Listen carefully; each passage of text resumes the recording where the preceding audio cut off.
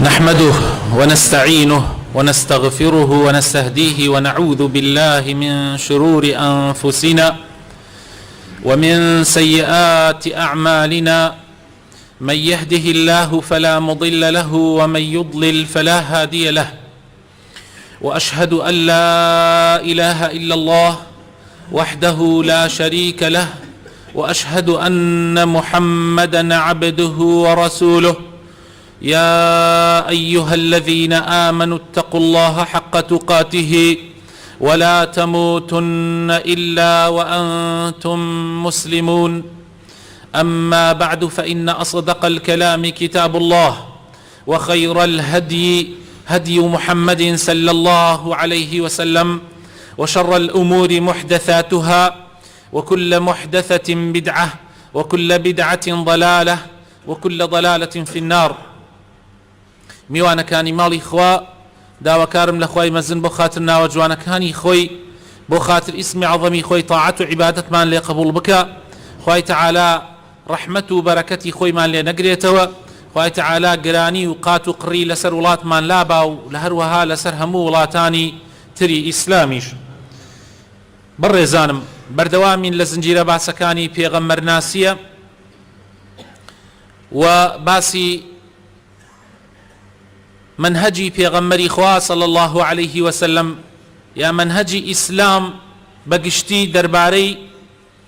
ژیانی هاوسەرگیری. خۆشەویستەکانم، هناك حقائق يجب أن نعرفها عن الزواج الإسلامي لكي نميزه عن غيره. بڕێ ڕاستی هەیە پێویستە بیزانین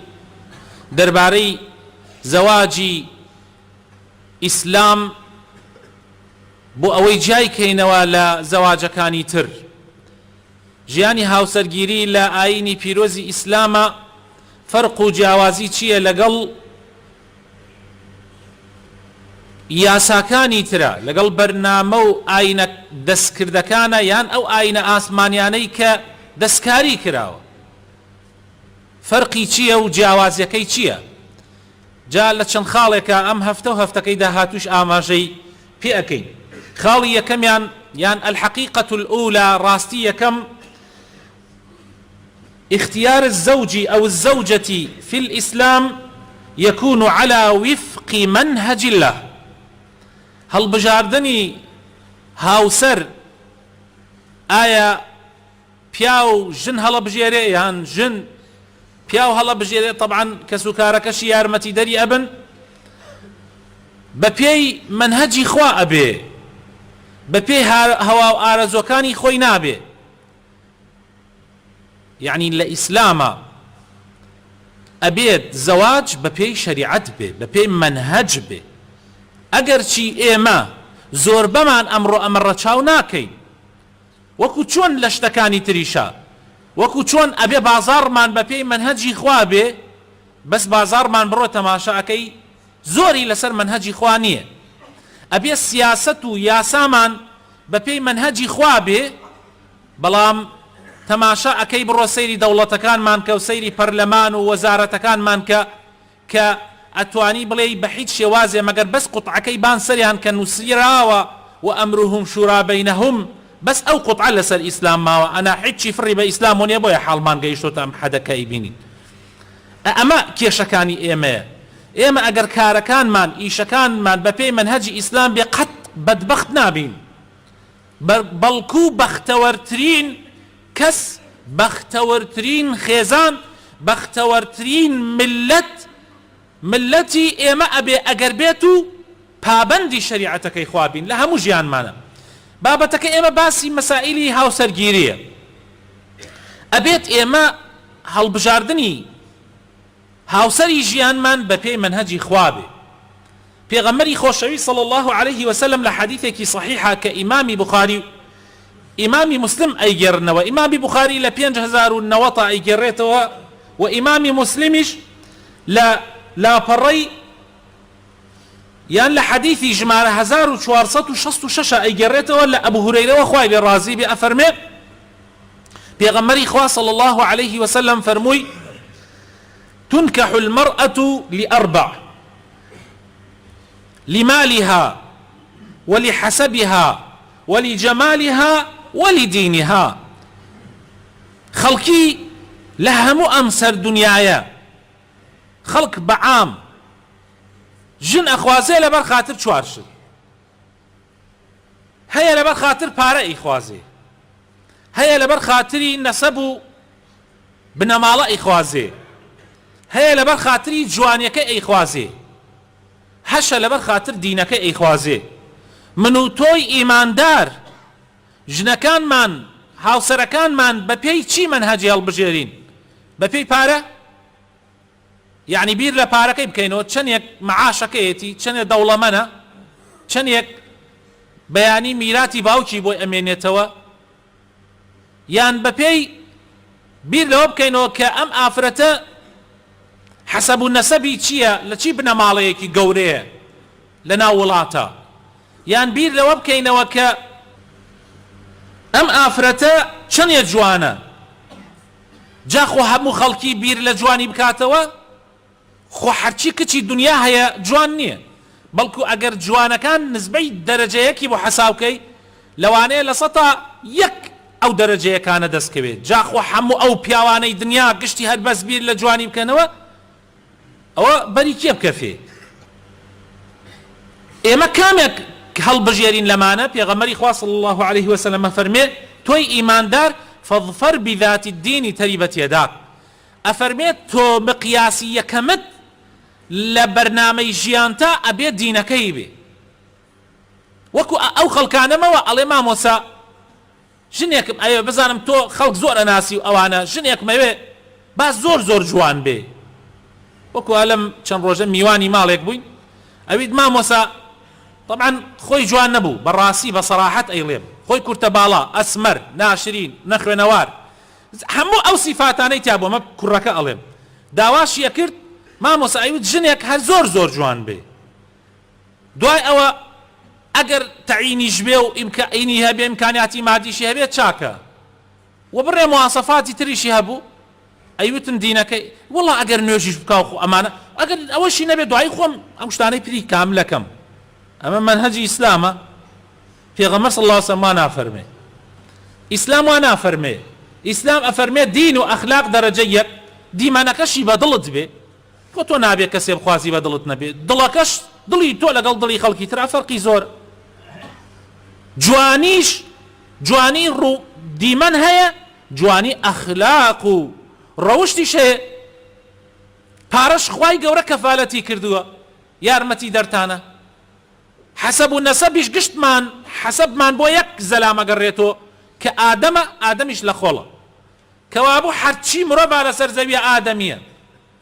یعنی گشتمان ئادەمین، ئادەمیش لە خۆڵە، ئیتر ئەوەکانی تر گشتی خۆتە خەڵەتین. تەواو.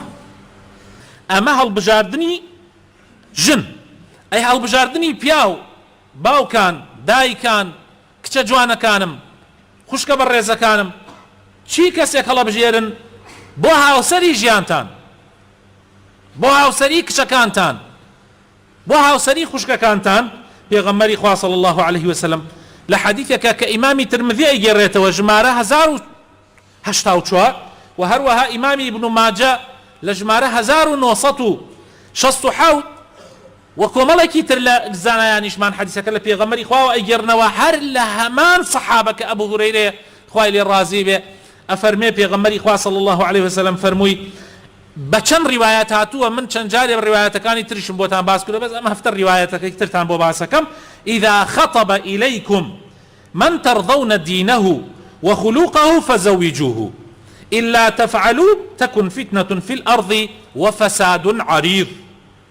پێغەمبەر صلی الله عليه وسلم بەرنامەیەک دانا بۆ منی باوک، بۆ تۆی باوک، بۆ خوشکە بەڕێزەکانم کە دایکن، بۆ کچە بەڕێزەکانم کە ئەیانوێ ژیانی هاوسەرەتی دینکەن. چی کەسێک هەڵەبژێرن بە هاوسەری ژیانیان؟ خاوەنی سەیارە ئاخر مۆدێلەکان، خاوەنی کۆشک و تەلارەکان، خاوەنی وەزیفە بەرزەکان. نەوەڵڵا پێغەمبەر صلی الله علیه وسلم ئەمانە لای پێغەمبەری خوا چکوڵێ ناهێنێ، لای پێغەمبەری خوا ئەمانە چکوڵێ ناهێنێ، حەسابیشی بۆ نەکردووە. و ئیسلام حەساب بۆ ئەو شتانە هەر ناکات، چونکە دەوڵەمەندەکان بەیانی فەقیرە بن، فەقیرەکانش بەیانی دەوڵەمەندە بن، ئەوە لای خوایە. پێغەمبەری خوا صلی الله علیه و سلم فەرمێ إذا جاءكم من ترضون، إذا خطب إليكم للروايتكي ترى من ترضون دوش دين أخلاق تواو دين أخلاق أبي كان تاني فيه بدن أجر نيكن فساد يجور لسر زاوية الرؤدة هركي ودعي مواصفاتي خويا بقري مواصفاتي خوا وبيغمري خوا بخاطر بشدوي أو أرزوكاني خوي دعات سر منهجي خوايا دعي قلينك حر وقت شون دولة كمان أمرو منهج أرزوي کار بەدەستەکان دریاتە سەر منهج خوایە هی هەوەیە حاڵمان گەیشتۆتە ئەم حەدە دوکاندارەکانیشمان وایە تاجرەکانیشمان وایە بۆیە حاڵمان ئاوای بەسەرا هاتووە. جا لەبەر ئەوە خۆشەویستەکانم با لە ژیانی هاوسەرگیریشمان ئاوامان بەسەر نەیە. تۆ خۆت بۆ خۆت کە ناتوانی دەسڵات بگۆڕی، کە ناتوانی پەرلەمان بگۆڕی، کە ناتوانی بازار بگۆڕی، ئەتوانی خۆت لە ناو ژن و مناڵەکەتە مسڵمانانە معاملە بکەیت. ئەوەت في ئەکرێ لەسەر ئەمە خوا محاسبەتەکە وەلەو لەسەر ئەوەکانیش خوا محاسبەتانەکە لەسەر ئەوەکانیش چونکە ئەو پەنجەی دەستە شایەتی ئەدە. لەبەر ئەوە خۆشەویستەکانم ئاگامان لە خۆمان بێ. الحقيقة الثانية راستي دهم الله بين الزوجين في العلاقات الزوجية في الإسلام. لإسلام خواها لبيني هەردوو لایە، یعنی لەبین ژن و پیاو خوا هەیە، الله هەیە، بە پێی الله بە پێی شەریعەتەکەی الله جوولەکانەکرێ، ترسی خوا زاڵە بەسەر شتەکانە، تەنانەت ئەگەر حتا ژیانەکەش هەڵوەشێتەوە، ژیانێکی هاوسەرگیری هەڵوەشێتەوە، ئەگەر مسلمانانە هەڵی وەشێنیتەوە خوای تەعالا دوای ئەوە ئەفەرمێ ولا تنسوا الفضل بينكم، يعني ژن و پیاوە لە یەک جیا ئەبنەوە خوا ئەفەرمێ لەبیرتانیش نەچێت کە ئێوە فەزڵی تریش ها لە بەینتانە، تەنها مەسەلەی ژنەکە نییە ئەیسە دوو ژن و پیاوە بێ کۆنەیان کرا هەرکی ئەچێتە ماڵی خۆی، بەڵام خزمایەتیەکە تێک مەدەن، ژیانەکە تێک مەدەن، ها سەیر منهەجی خواکەن، یعنی ترس لە خوا زاڵە لەسەر هەموو مەوزوعەکانە.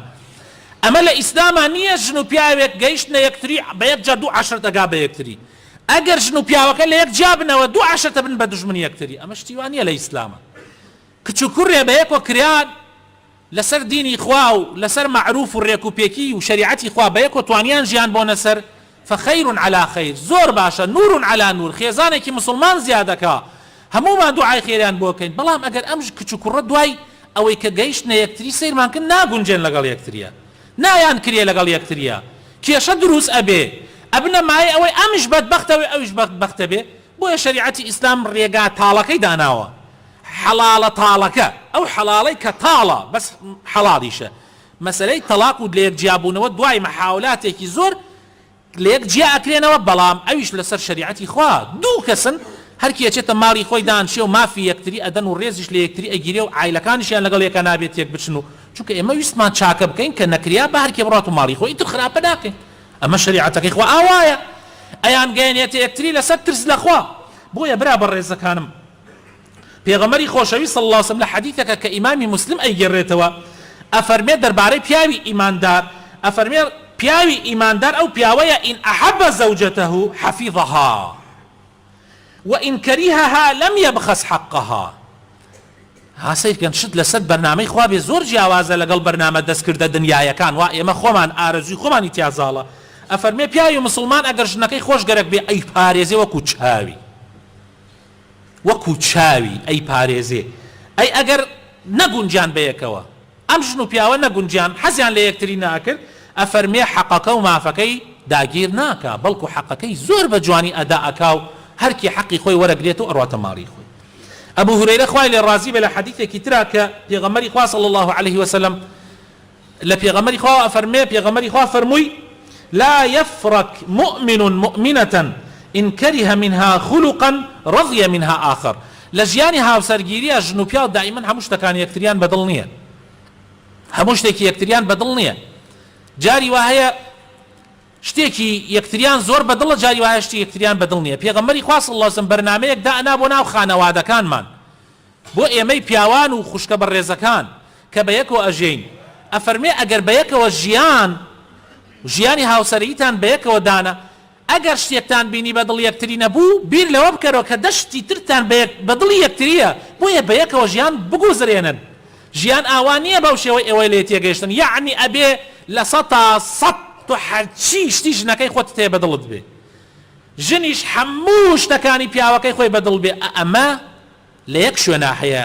ئیتر لە هیچ شوێنێترا دەست ناکەوێ ئەگەر حەزەکەن بڕۆن بۆ ئەو شوێنە ئەگەر تۆ حەزەکەی ژنێکت دەستکەوێ لە 100 بێعیب بێ ئەگەر ژنیش حەزەکە پیاوێکی دەستکەوێ لە 100 بێعیب بێ لە یەک شوێن دەسەکەوێ ئەویش لە بەهەشتا هەیە لە بەهەشتا پیاوەکان بێعیبن ژنەکانیش بێعیبن لە دنیا پیاوی بێعیب نییە ژنی بێعیبیش نییە کەوابوو تحملی یەکتری بکەن و بە یەکەوە بژێن سەی ئەم شەریعەتە جوانەکە فێرتەکە ئەگەر عیبێکت لە ژنەکەت دی 50 چاکەی هەیە لێبوردە بە پرسیاریان لە حەسەنی بەسری کرد خوای لێ ڕازی بێ وتیان کابرایەکات وتی وەڵی چەند کەس هاتەتە داوای کچەکەم نازان بیدەمە کامیان ئەمیش فەرمووی بیدە ئەوەیان کە زیاتر لە خوا ئەترسی چونکە ئەگەر خۆشی بێ ڕێزی لێ ئەدرێ ئەگەر قینیشی لێ بێ زوڵمی لێ ناکە الله لەم منهەجە جوانە ئینسانی لە خواترس ئینسانی ئیماندار ئەگەر ژنەکەی خۆی خۆش بێ ئەو پەڕی ڕێزی لێکرێ وەکو چای خۆی ئەیپارێزێ بەڵام ئەگەر خۆ نەشیکرا لەگەڵ یا زوڵمی لێ ناکە ناڕوا تەعدای لێ بکە ناڕوا زوڵمی لێ بکە ئەی ئەو پیاوانەی کەوا زۆر زوڵم لە ژنەکانیانەکەن چین مسلمان نین بەڵێ لەوانەیە مسلمان بن بەڵام ئەو ئیماندارە متەقیە نین کە پێغەمەری خوا صلی الله علیه وسلم ئەفەرمووی زەلامەیە شایەتمانە تێرێ لەوانەیە نوێژیش بکە لەوانەیە بێ بۆ مزگەوتیش بەڵام بڕۆ بازار دزیەکە غەشەکە فێڵەکە بڕۆ لە شوێنەکانی تر ئەنواع عشقال شتەکە بەناویش مسلمانە هەروەها لە ژیانی هاوسەریشە زەلامێ دێ بۆ جمعە دێ بۆ جەماعەت بەڵام حەقی ژنەکەی نادا حەقی مناڵەکانی نادا ژنیش هەیە دێ بۆ مزگەوت ژنیش هەیە فۆتەی سپیەدا بەسەرا ژنیش هەیە شەو ڕۆژ تەسبیحیا بەدەستیەوە هەر خەریکی زکرکردنە بەڵام لە مەسئلەی ژیانی هاوسەرایەتیە هیچ لە ئیسلام نییە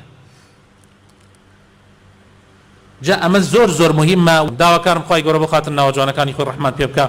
هیدایەتمان بدە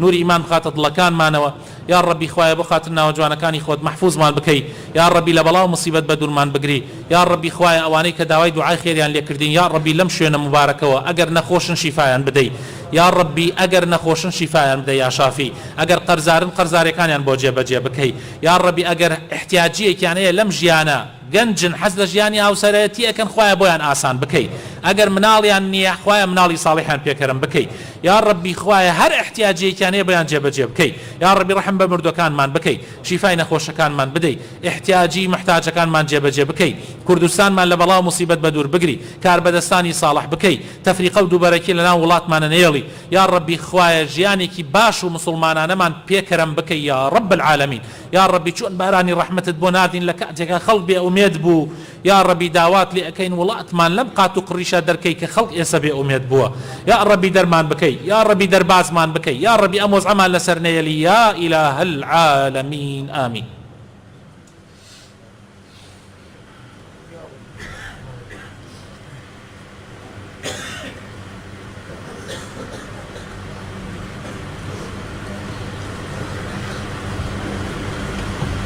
آمين آمين الحمد لله والصلاة والسلام على سيدنا محمد وآله وصحبه ومن والاه يا أيها الذين آمنوا اتقوا الله ولتنظر نفس ما قدمت لغد واتقوا الله إن الله خبير بما تعملون الحقيقة الثالثة حقيقي سيم خوش يسكانم لإسلام زواج إسلام لقل زواج كان ترى بيت الزوجية لإسلام مؤسسة ولا بد لها من قائد لإسلام إما مال أو شوێنێک کە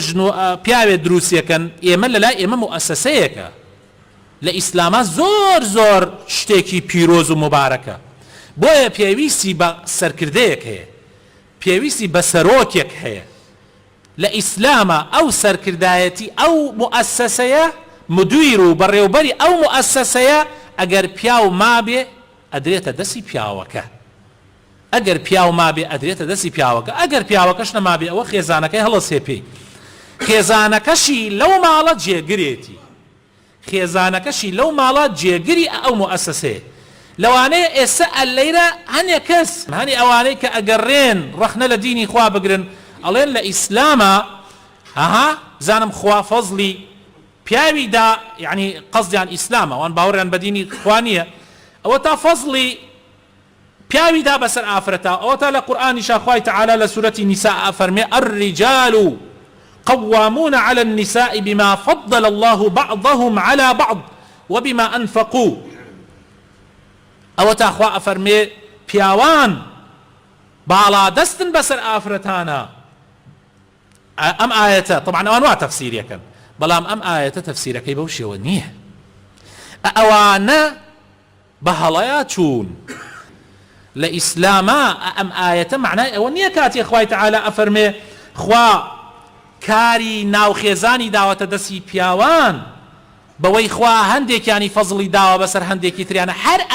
ئەو مەقتەعەی بما فضل الله بعضهم على بعض ئەو قسە و پوچەڵەی ئەوان هەڵەوەشێنێتەوە چونکە هەر لەیرە دەرەکەوێ کە لە بڕێشتا ئافرەت فەزڵ دریاوەتە سەر پیاوە لە بڕێ مەسائلە فهناك مسائل فضل الله النساء على الرجال فيها يعني بڕێ مەسائل هەیە خوای تعالى ئافرەتانی فەزڵ داوە بۆ نمونە في شؤون العاطفة والعناية بالبيت وبالأولاد لمسألەی سۆز و سۆزداریە لە مەسەلەی تربیەتکردنی مناڵە لە مەسەلەی ماڵداری و بەڕێوەبردنی ناو ماڵە خوای تەعالا ئافرەتانی فەزڵ داوە بەسەر پیاوە ئەو ئیشە ئیشی خانمانە پیاو ناتوانێ بەو کارە هەڵسێ ئەم فەزڵەکە لەیرە خوای تەعالا باسیەکە معنای ئەوە نییە کاتێک ئەمە بەرزە و ئەوە نزمە نانا خوای تەعالا فەزلی لە قورئانە لە زۆر شوێنە باس کردووە بۆ نمونە خوای تەعالا لەبارەی پێغەمبەران و ئەڵێ خوای تەعالا هەندێکی فەزڵدان بەسەر هەندێکیانە یعنی ئێمە کاتی ئەڵێین خوای تەعالا محەممەد المستەفای فەزڵدا بەسەر پێغەمبەرانی ترا ئەمە معنای ئەوەیە پێغەمبەران تر کەمن خوای تەعالا هەندێک شتی بە پێغەمبەر داوە محەممەد صلی الله عليه وسلم بە ئەوانی تر نەیداوە نەیبەخشیوە و ئەوانیش کەم نین ئەوانیش هەندێک سیفاتیان تایە کە فەزڵ دراون بەسەر پێغەمبەرەکانی ترە بەڵام لە بڕێک مەسائلە لە بڕێکا خوای تەعالا بڕێ سیفاتی بە کەسێک داوە بۆ نمونە مەقام ئەو مەقامە کە خوای تەعالا دایەتی کە پێغەمبەران لە ڕۆژی قیامەتە شەفاعەت بۆ هەموو مرۆڤایەتی ئەکەن یەکێکیان هەڵ ئەسێ شەفاعەتی گەورە ئەکە ئەو شەفاعەت المەحمودە خوا بە محەممەد دایەتی صلی الله عليه وسلم و پێغەمبەرانی تریش کەم نین خەڵق ئەچنە لای ئادەم ئەفەرمێ من ئەوە بە من نەدراوە ئەچنە لای نوح ئەفەرمێ ئەوە بە من نەدراوە ئەچنە لای ئیبراهیم ئەفەرمێ ئەوە بە من نەدراوە ئەچنە لای موسا و عیسا ئەفەرمێن ئەوە بە ئێمە نەدراوە بچنە لای محەممەد ئەوە دراوەتە محەممەد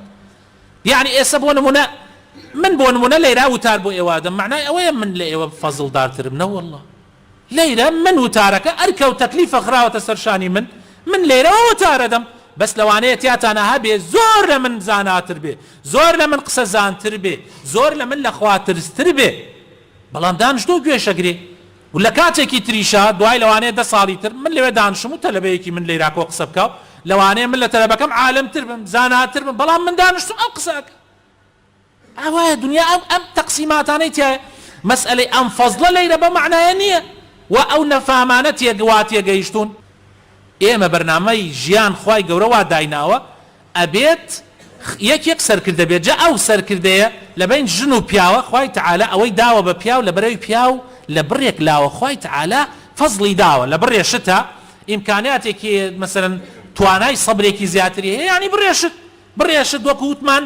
تەوزیع کراوە هەندێکی بە پیاو دراوە هەندێکی بە ژن دراوە ئەمەش معنای ئەوە نییە کە پیاو چونکە خوای تەعالا لە قورئانە حتى حقي آفرتي بيشي بحقي بياو خستوه أو تاخواي تعالى لسورة بقرة أفرمي ولهن مثل الذي عليهن بالمعروف يعني حتى جن ولهن جني بيش خستوه جنان حقيان هاي بسر بياوان وكو چون بياوان حقيان هاي بسر جنان وكيك بلام ليرة سر كردايتي مالك أبدس بياوكو وجنكش جيغريتي معناه كميجنك النية داوا كرم خواهي قورا إصلاحي همولايات مانكا إن الله وملائكته